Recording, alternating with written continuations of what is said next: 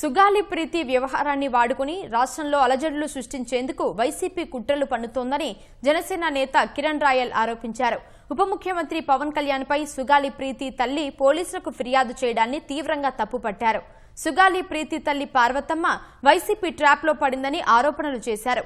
YouTuber Joseph alias ప్రశ్న రావణ్, న్యాయవాది జడ శ్రావణ్ కు వైసీపీతో సంబంధాలు ఉన్నాయంటూ కొన్ని ఫోటోలను మీడియాకు చూపించారు. మేమేదో జగన్మోహన్ రెడ్డి జగన్ అన్న 2.0 అంటే అద్భుతాలు చేస్తారనుకున్నా, చిల్లర పనులు చేస్తారనుకోలే.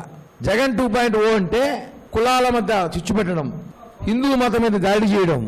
ఈ రావణు శ్రావణ్ కూడా జగన్ 2.0లో భాగమే.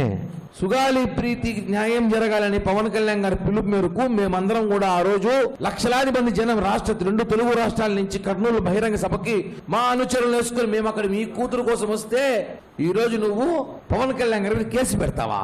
నీకు ఎకరాల పొలం తీయించినందుక, మీ ఆయన ఉద్యోగం తీయించినందుక, మీకు డబ్బులు ఇప్పించినందుక, కర్నూలు నడి రోడ్ సిటీలో మున్సిపల్ కార్పొరేషన్లో మీకు ఇల్లుకి స్థలం ఇప్పించినందుక పెట్టాలి కేసు. మంచిదే.